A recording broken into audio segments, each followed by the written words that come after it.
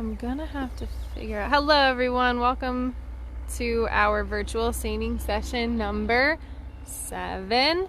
We are doing our usual guess where we are game.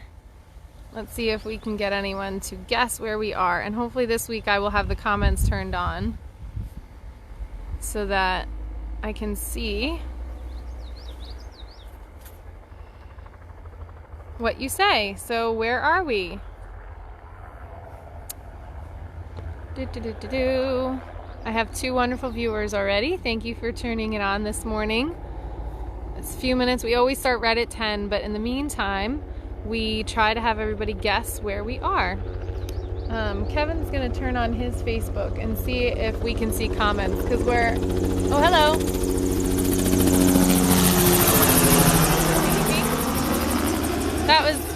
That was DEP doing a flyover. DEP takes helicopters up in the air to do lots of different surveys and things. So that might give you a clue of where we are. There's a DEP helicopter. Anyone commenting? There's 5 people watching. Hi everybody. Take a guess of where we are. Good morning. Huh? Commented good morning. We did get a comment, good morning. I commented good morning. I don't see, can you turn that on? I don't see.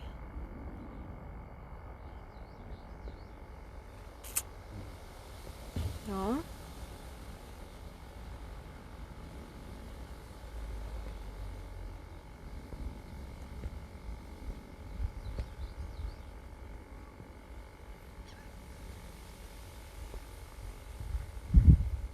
Alright, no one's guessing yet. Where are we this morning? Any guesses? Beautiful puffy cloud day.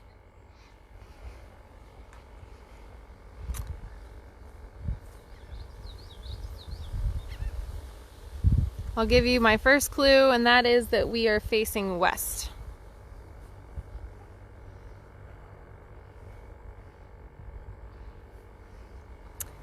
Second clue, we are facing west, or obviously we're panning, but mostly facing west, and that we are north of the Barnegat Inlet.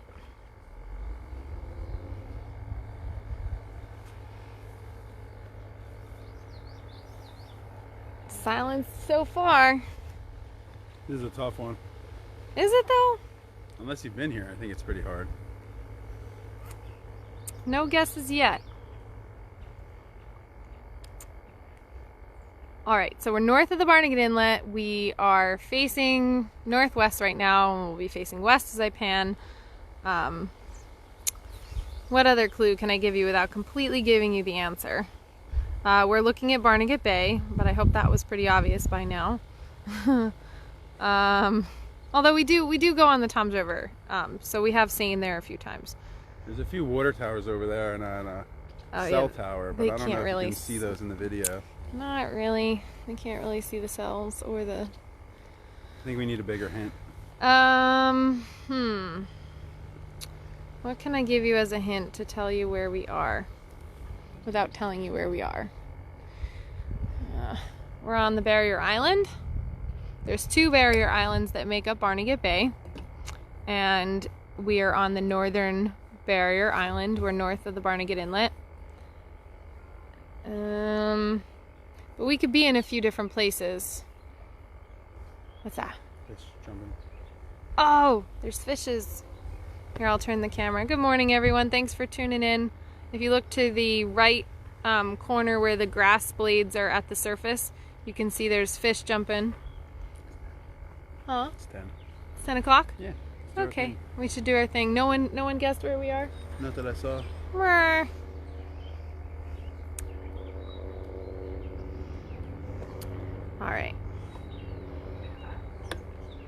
All right, everybody. Let's get started. Oops. All right, well, we got a quiet crew again today. Not again today. You all commented. Paul Jeffrey, just north of Island Beach State Park in Berkeley. Not quite, because guess what? We are at Island Beach State Park, so we're not north of it. Good morning, everyone. Good morning.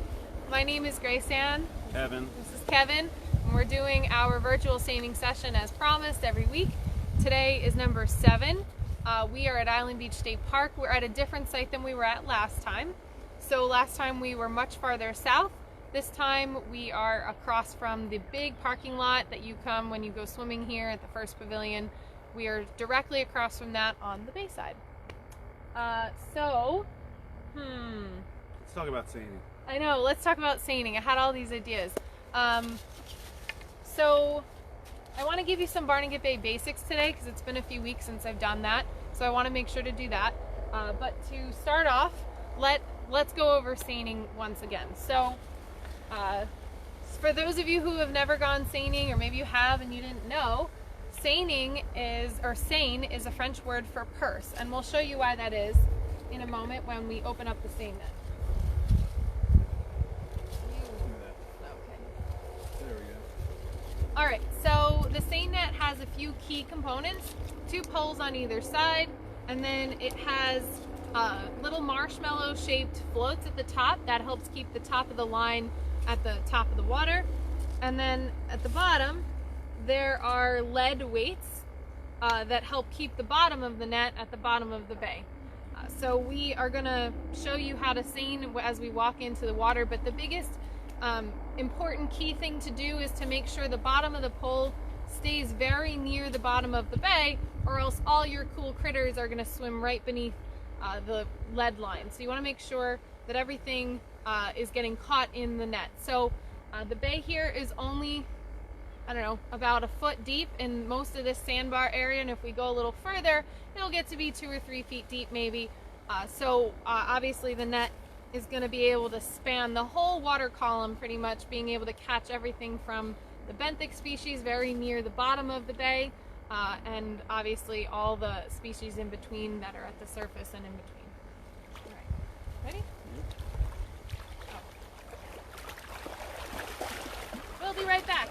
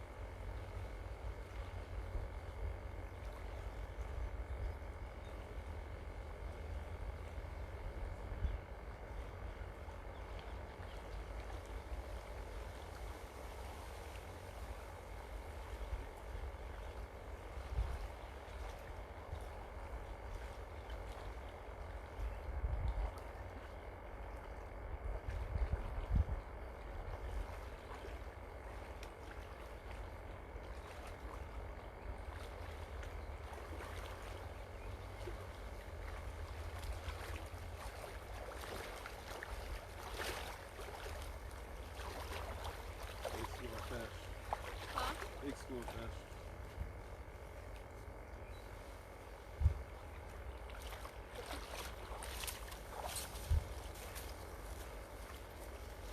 Okay. Alright, let's see. We always put the things far away. We did.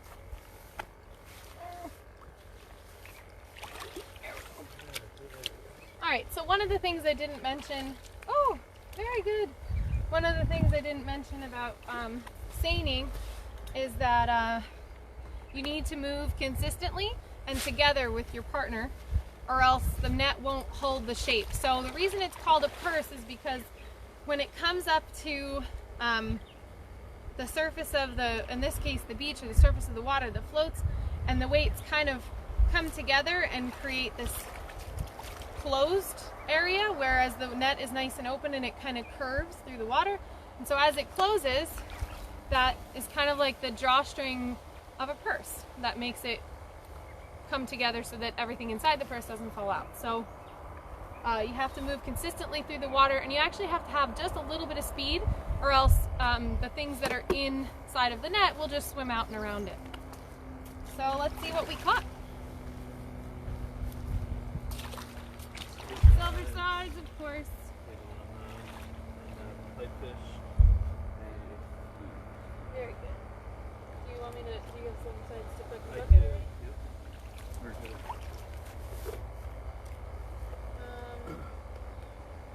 On snails. Mud snails, legend grass, eelgrass.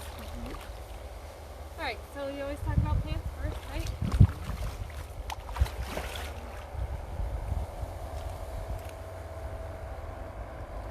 Alright. So as always, I always like to talk about plants first because they are the primary producers. They are the beginning of the food chain. They take energy from the sun and they turn it into biomass, or plant stuff, and then other creatures both use that plant stuff as habitat, and then they also use it for food. So there's two kinds of subaquatic vegetation, or plants, that live at the bottom of the bay that we see most commonly. It doesn't mean it's the only species that we have, but it's certainly the two that I always mention. So hopefully you know by now, if you've been watching every week, there's two species of plants that have roots and stems and leaves, which makes them plants and not algae. This is widgeon grass in what is on your left, and you can see it has a lot more branches on it. And then you also have the eelgrass, which has nice long blades, much kind of more like a flat surface.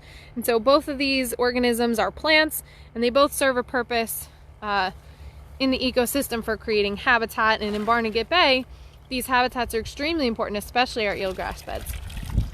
I don't see a lot of algae here right now, which is uncommon. Oh, here we're doing a fish exchange. I know you can't see it. The snails are tickling my my hands. So we have my very favorite fish. If you can guess what it is, I'll give you a second. This is a pipefish. So beautiful pipefish. They don't have that slimy feeling like other fish do. They're more bony. I really want my camera to focus on their face because they're very cool. They're related to the seahorse. Really good view of their whole body. And we always like to show you how they blend in so well with the eelgrass. That's where they live. They like to live in the plant matter, and so they very easily blend so that they can camouflage with their environment. Let's see. Kevin's reaching into the magical fish bucket. Oh, okay. Repeat offender. Everyone should know what this one is. Oh, his tail got eaten. Most found species in Barnegat Bay. Most abundant species, I should say. Silver sides, because they have that lateral line. This fish is slimy. When you're handling fish, you want to make sure, that you don't drop them, and that your hands are wet, because the slime on the outside of their body is a protective layer for them. So that helps them keep out, bacteria and other things that can harm them. It's a schooling fish. We have large numbers of them. Pretty much every time you pull a seine in Barnegat Bay, you're going to have a few of them. You never really find one by themselves. Yeah, there's lots of them. They are a really important component of our food chain. What else? We never know what's going to come out of the magic bucket. Oh, you're going to like this one. Don't leave yet. Dun dun dun. It's putting up a good fight. Big one. Kevin, I'm going to have you hold him the whole time so that I don't drop him. When anyone guesses, this is like a really hard, you can't It's a flat Here. fish, so it's hard to hold. Here, I'll turn the camera down. Put your hand down so they Thank can you. see it. Dun, dun, dun. Any guesses? It is a fluke. Or summer flounder. So locals, depending on who you are, they call it different things. So we know that because of the way the mouth is shaped. And if you bring it a little closer, we can see kind of that mottled, there's kind of this pattern on it that helps it blend in with the sand. And then of course that opposite side is really white so that when it's at the surface of the water, it blends in with the surface of the water so that it's hard for the predators to see it if it's at the top, and then obviously if it's at the bottom. So this fish lives in the sand. You'll often see its little eyes poking up, and then if you spook it, it goes swimming off into the distance. Beautiful fish. Here at Island Beach State Park, where we are right now, you can harvest them at 16 inches. You can take 2, and that's just in here in this park. Everywhere else they have to be 18 inches, and obviously they have to be in season. But yeah, so on a previous post we talk about that in the comments. So, anything else we caught right now? I want to pull the net again if we Okay. can. All right, Please. so sure. I'm going to do a quick little ramble about Barnegat Bay though. Okay, I'll get the net. Okay. So, for those of you who are watching, thank you for tuning in. I always try to disperse some facts about Barnegat Bay in the midst of our seining video because the overarching facts about the bay really help understand the little details like our silver sides and our fluke. So Barnegat Bay is actually the largest body of water in the state of New Jersey, and that's really significant for tourism here. It goes from Bay Head, a town called Bay Head, or what is the head of the bay, all the way down to Little Egg Harbor. That's about 41 miles from north to south. It ranges a few miles wide, 2 or 3 miles depending on where you are in the bay, and on average it's 6 feet deep. So in this region it's only about a foot or 2 deep, and then in other places it's much deeper, and so the average depth is about 6 feet. Why is that so significant?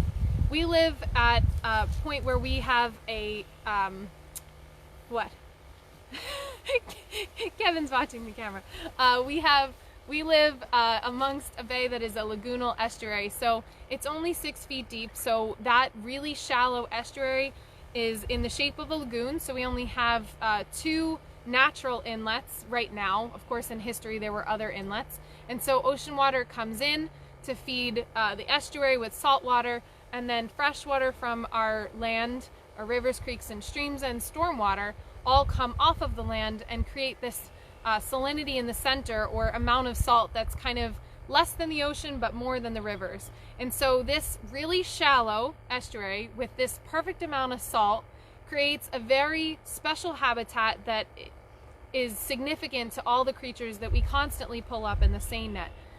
Those shallow depths of water allow those plants to grow at the bottom of the bay, and so that creates the habitat and food source for the creatures that are here.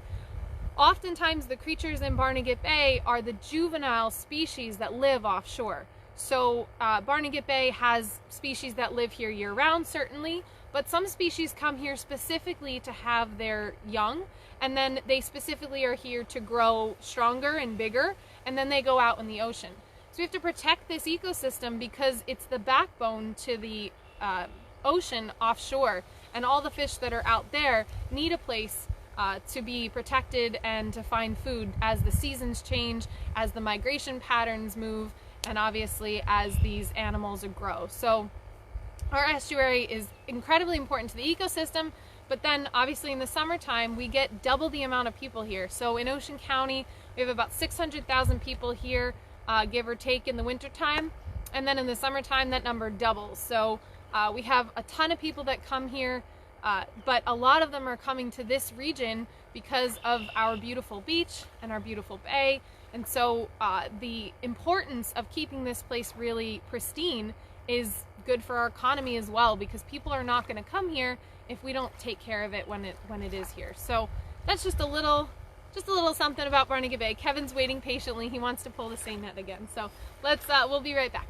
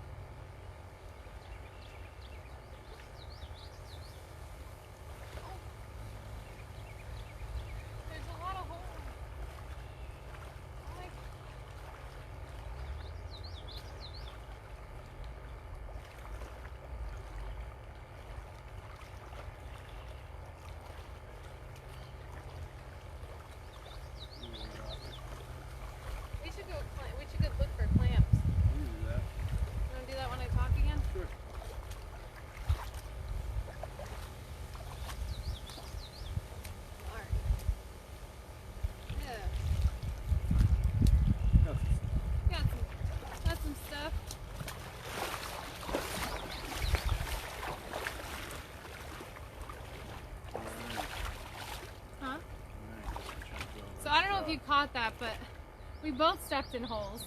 And then I proceeded to step in the same similar holes multiple times. It's like someone's out here just digging big holes big enough for my legs to fall in them.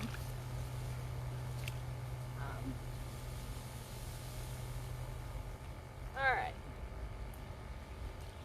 We got... Oh, crab got away. Yeah, I have another one. Oh my gosh! Tiny little pipefish. It was so small it blended in with the eelgrass. Alright,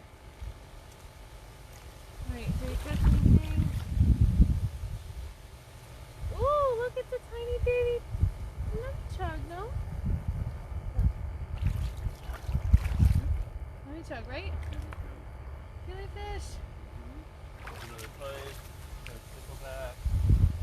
So we've got some, ooh, sorry to get up in your face there.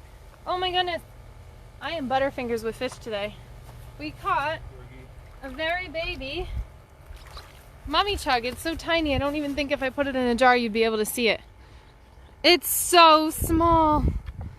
There it is. I'm holding it upside down because it's just gonna drop again. Oh my goodness. Little tiny baby mummy chug. I'm so sorry. Okay, so tiny you can't even see it. All right, in the bucket it goes. What else we have? Oh, hello. Hello. Ha. All right, it's been a while since we showed you a blue crab that wasn't soft shell and that was actually big enough to pinch. So there's those pinchers. We've been hearing of people catching lots of crabs in the bay, which is a perfect opportunity to talk about something that we found here today. So really quick, this is obviously the blue crab. That's why I'm holding the claws. It's one way to hold them. You also hold them by the back, by their swimmerette in the corner so that their claws can't reach you. Their swimmerettes are paddles that help them move through the water, and this is a, drumroll please, female. And I know that because that apron is nice and wide. This is definitely a young crab. Has a little bit more growing to do for sure. And always, please remember, it has to be 4.5 inches from point to point in order for you to harvest it legally and take it to eat. So I'm gonna put him in the bucket and I wanna show you something that I found. He's gonna eat that baby mummy chug, I know it. All right, so when you go crabbing when you go looking to get crabs, you bring your crab trap and you bring your line with a hook at the end, and you bring bait. And a lot of people choose to use, there's kind of two common baits that people use in this region, and they are chicken and bunker. And so I'm going to show you something that we found, which of course has nothing to do with what bait you choose and really where you choose to throw the garbage, but dun-dun-dun, evidence that someone was using chicken here to go crabbing. So let's talk for a second about what chicken can do to our crabs in our environment. So chicken carries salmonella, and if it's handled properly and everything's disposed of, there's obviously a lower chance of it causing any kind of infection or problem. But if you were going to try and catch an animal that exists underwater, chicken is not a natural thing that the crab would be going after. So a more natural predator, or rather more natural prey for the crab, happens to be bunker. So if you do go crabbing, it's better for the environment if you use bunker, because when the bunker pieces come off your hook or come off of your crab pot, you're not putting chicken, which could potentially cause salmonella, into our environment. And that's good actually for other animals too, that could contract or carry salmonella. So just a quick little thing about crabbing in Barnegat Bay. So if you had to pick between the two options, definitely go with bunker. You can easily get it at bait stores. They sell, I don't know exactly where, because I don't go crabbing that often, but you can definitely find bunker at our local stores. And of course, no matter what you use, please make sure to pick up the stuff that it's packaged in. So yeah, Were you going to say something? I like bunker for crabs. Kevin's seconding my liking bunker. All right. What do you want to do? Do you want to pull the net again? Or did we find anything? Oh, I didn't show them the snails. Okay. Yeah, put a bunch in there. Aha!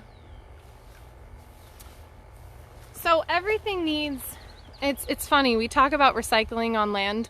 Recycling is really important, right? We need to recycle so that we don't waste the resource that was used to create the item, whatever it is, full circle.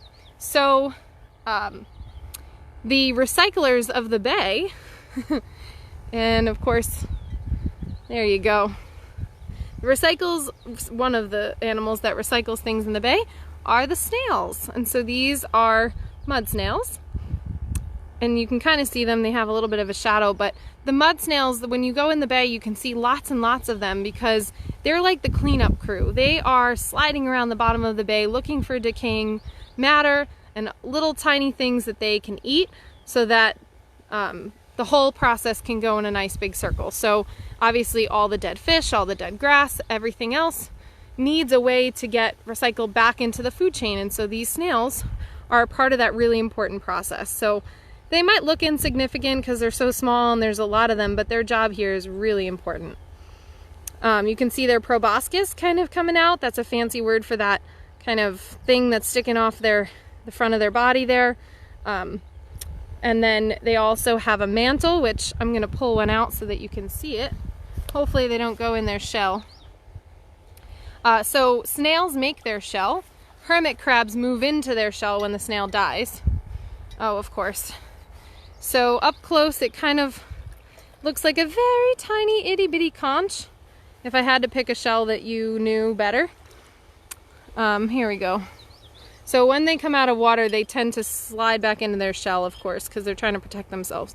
So, so they do create their shell, they make their shell, and inside of their shell is their soft, squishy, vulnerable body. And they, obviously, you know, this is what makes a seashell. And snails and other, you can kind of see it crawling out there. If you hold it still and you hum real loud, I heard they come out of their shell. Oh, I forgot that. Okay, so we have to hum. There's a high probability there's all adults watching us like, There's one coming out. All right, so I'll leave them here for a second as I talk about them. So there they go. They're going to turn. They are cool little creatures. They tickle my hands when they're on my skin because they're just these little tiny slimy little creatures. There they go. So the one in the back, you can see the mantle's kind of coming out, and so that's how they move. That's how they get food to put in their mouths and their body. They use that mantle to kind of slide around. Ooh, they're leaving a little slime behind too. That's cool though. They are cool little creatures. They're just moving along their way. They're looking for something to clean up. Your hands are dirty. Oh yeah, they're probably eating all the stuff that's on my hands. I don't know. See, I could sit here and watch this all day. I don't know if our viewers want to sit here and watch it all day. Why don't you take a second and look at the comments on the phone. Whoops! One snail just crawled right off my hand. I'll pick him up and put him back in the bay. Nothing? Alright, just making sure you're not trying to talk to us. Alright, Kevin's gonna go look for clams, no? Yeah, I can do that. So we're in Island Beach State Park. We're in a few feet of water. And so we know from experience that there are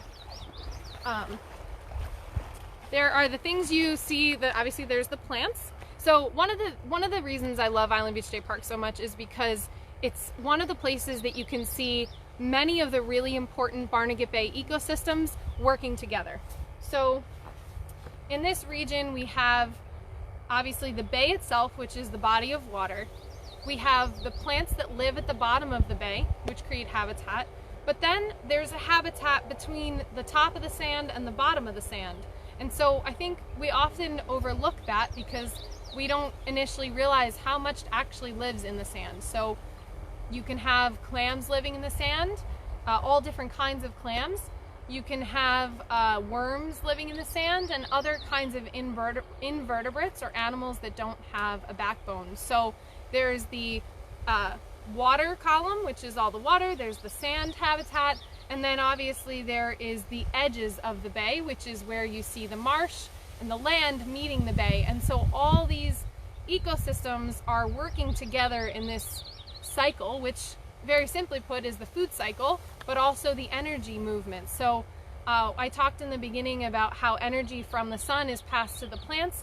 Well, the energy flows through our ecosystem, and that's really, really important for all the different pieces. And our marsh ecosystems are some of the most productive ecosystems as far as energy is concerned on the entire planet. So initially when you look, it doesn't look like a lot because it's really shallow and there isn't too much to see. I'm sure someone older who's been here before I was would say the bay used to be full of all kinds of things.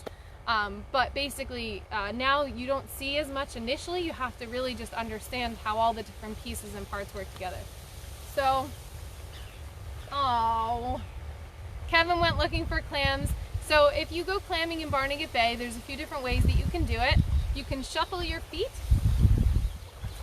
Oh, there's a school of fish. You can shuffle your feet in the sand like this. I would recommend wearing shoes because you don't want to cut your feet. But you can also get a clam rake. Please make sure that you have the proper license and that you're collecting the right size. Clams have to be, the quahog clam has to be 1 inch in diameter. And so you can just buy a little ring and drop the clam through it. And if the clam drops through the ring, you know it has to go back in the bay to live for another year. So Kevin didn't find a live clam, but he found a really good specimen that I can show you. We haven't really talked a lot about clams on our seining videos because we always talk about what we catch in the net. Clams always are hiding. They hide. So this is the quahog clam. The scientific name is Mercenaria mercenaria. By the way, a scientific name is just, they use it because all throughout the entire world and even in the United States and even from region to region, the same animal is called different things. So they use scientific names so that all the scientists in the entire world identify the exact same species the right way. So this is the quahog clam called, you know, affectionately known locally, but Mercenaria mercenaria. So how do I know that it's a quahog? Well, it has this kind of curved bump right here. I tend to find that the surf clams we find are much more symmetrical and triangular.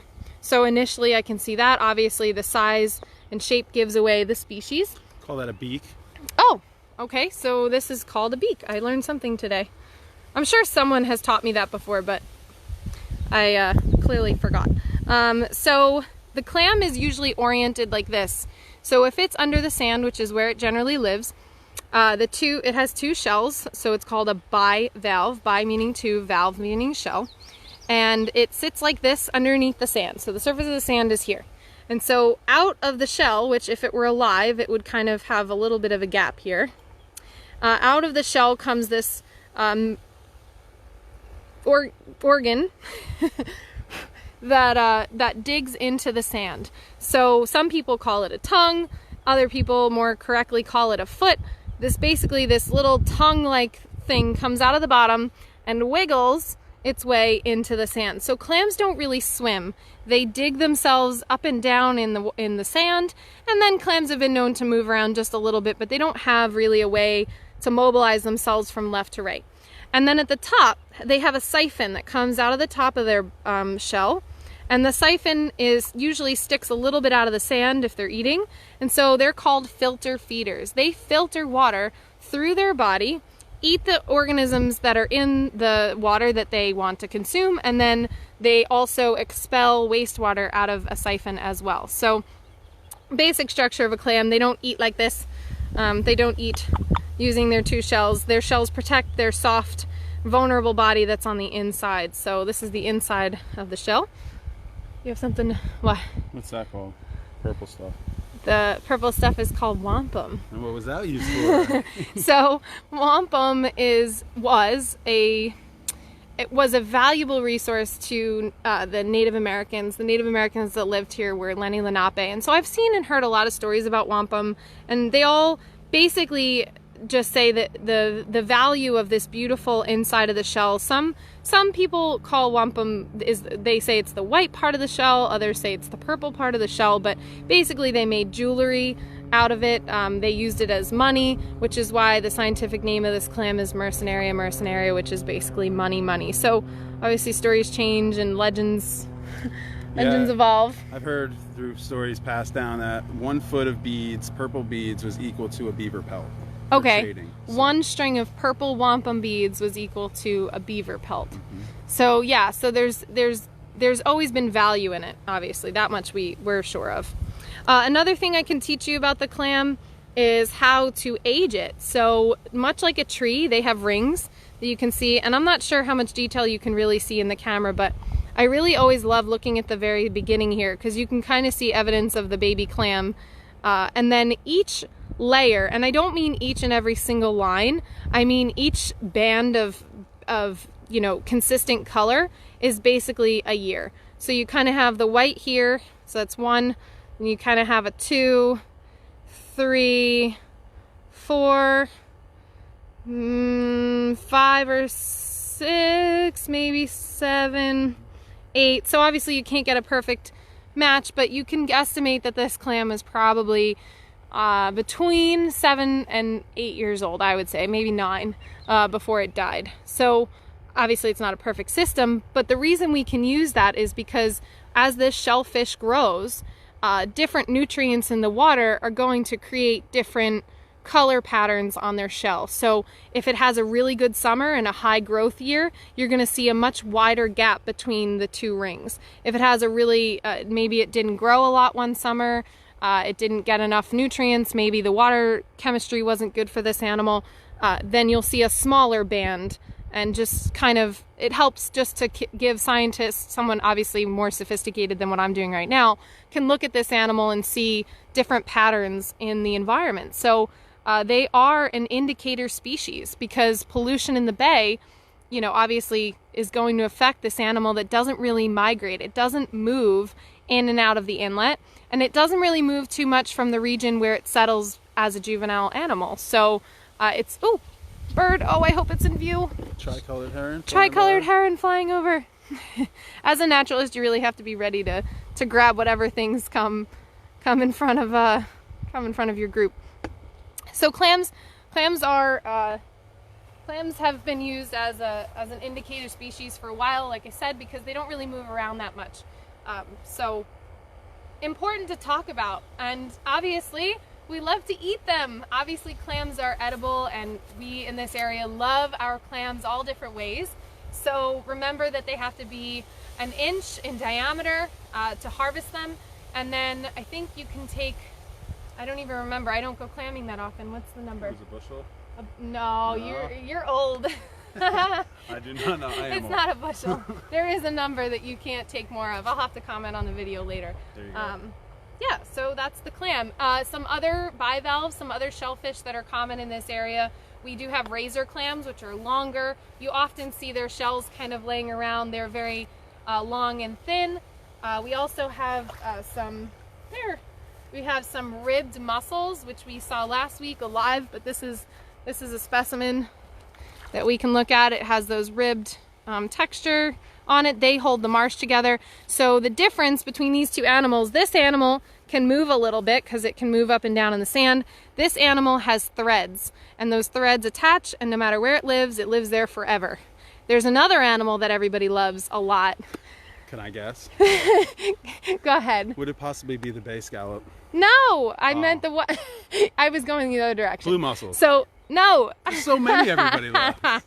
No. Okay, I was going for oyster. Oh, I like that one this too. animal has byssal threads and lives in one spot its whole life. So does the American oyster. So the oyster shell, I don't see any here. There often isn't too much laying around here because there's very few oysters in this region of the bay. Oysters live in one place, mussels live in one place, both ribbed mussels and blue mussels. So blue mussels and oysters people eat, so those are attractive. And then you mentioned the bay scallop. So the bay scallop has the most, I would say the most mobility of all the bivalves, meaning two, valve meaning shell. Of all the bivalves, the scallop is the only one that uses, and I'm going to use the clam to show you, but uses the two shells to squirt water out one side and kind of swim this way. So they kind of swim backwards. And so the scallop shell is the one that you see most often represented as a seashell. It's often, it's what the shape of a mermaid bra looks like. They have 20 blue eyes around the outside of their body, and they're also really hard to find, at least in this region of Barnegat Bay, because they hide in eelgrass beds, and we don't have a lot of those anymore. So bay scallops, clams, oysters, mussels. I think we went over most of them. Yeah, that's our shellfish talk. So do you want to pull it one more time or no? I can pull the net one more time if you like. What time is it? Do we have any questions? I do a lot of rambling. Can you check for questions, Sure. please? How's everybody doing? Do you want us to pull the seine net? Let's vote. Oh, let's see. Okay. Do you want us to pull the net again, or do you want us to not? All right, let's see. So we have Willie, 150, Bob, 150. Thank you for being my lifesavers. You guys are awesome. Thank you. We should both know that number, and I'm like, I always do that live. All right, so 150 clams is what you're allowed to take in a day. They have to be 1 inch in diameter, and keep them cold. Don't let them get warm in the sun. Those are the clam facts. Does anyone have any questions? Do you want us to pull the seine net again? Let's get you involved. We got a quiet crew today. Today is actually a quiet crew. I feel bad. I feel like last time everyone was talking and I didn't get their messages. I say we pull the seine net All one right, more time. let's pull it again. All right, everybody.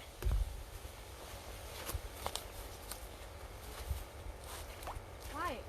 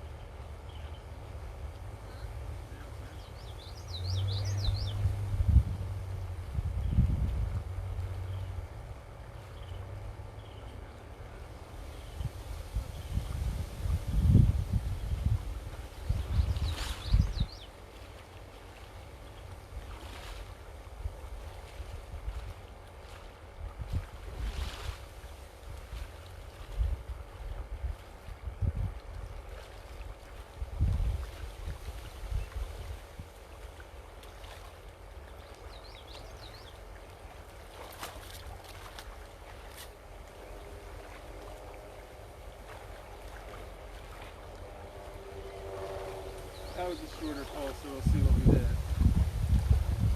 I can always find something to talk about. I bet you caught one fish on the water. So many snails.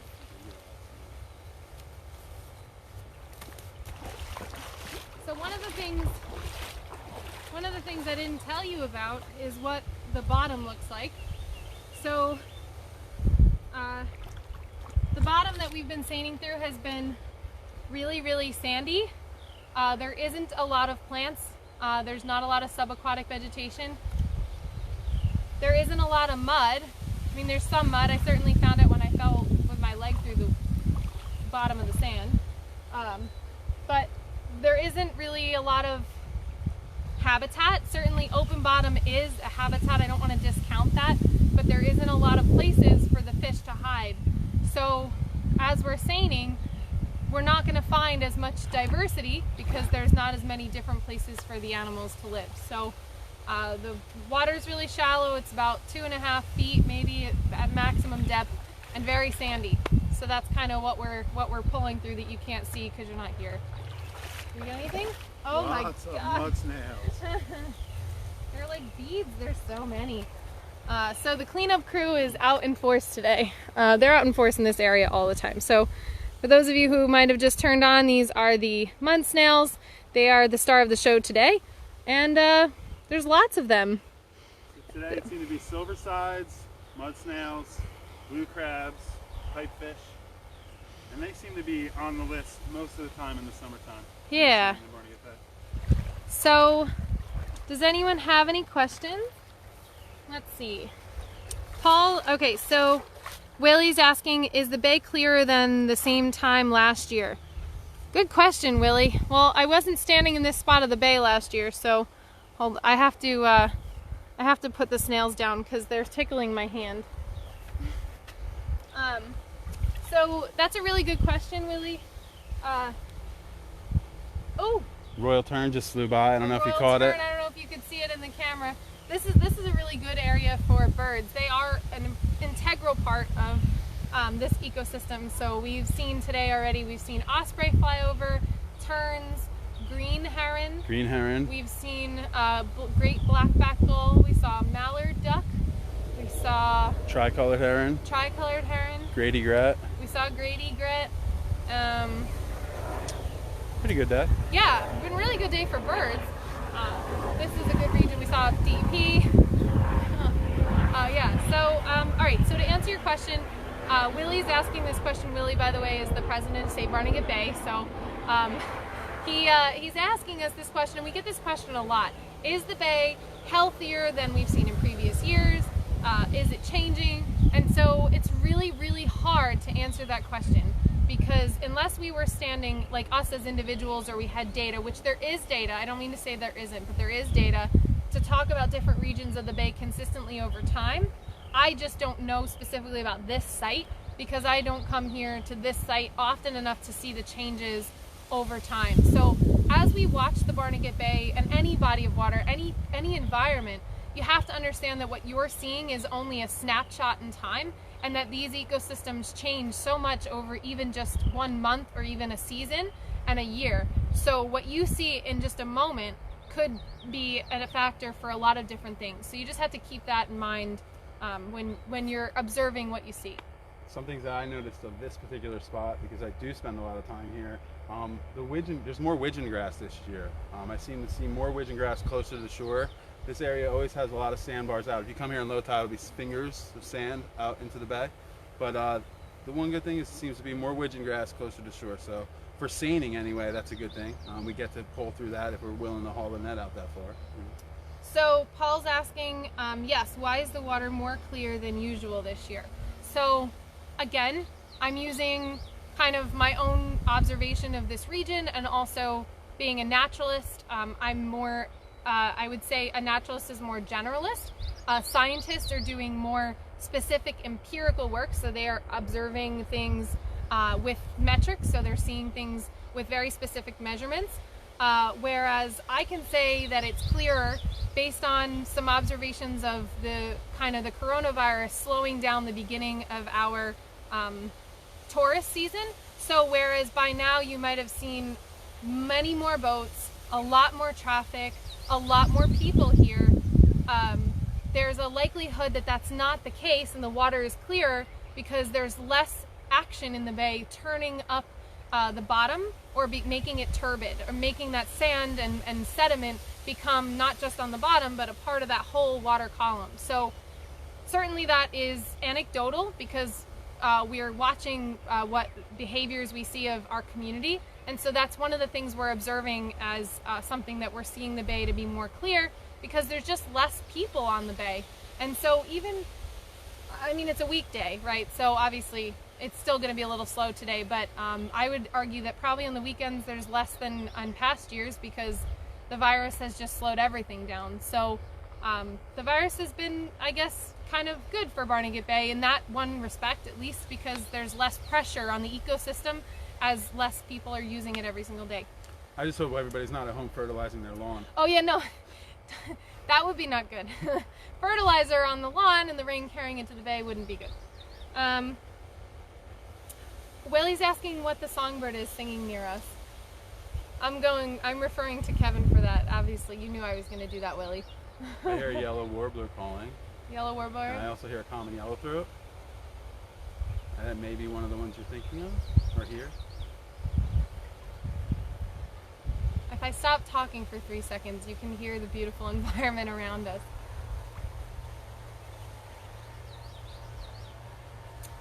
Island Beach State Park is the longest stretch of undeveloped barrier island between here and the Carolinas, and that's really significant because this is habitat that doesn't exist anywhere else on the East Coast. So Island Beach State Park, as you all already know, is a gem in the midst because this ecosystem can't be over there or over there because it has to have the ocean on one side and it has to have the bay on the other.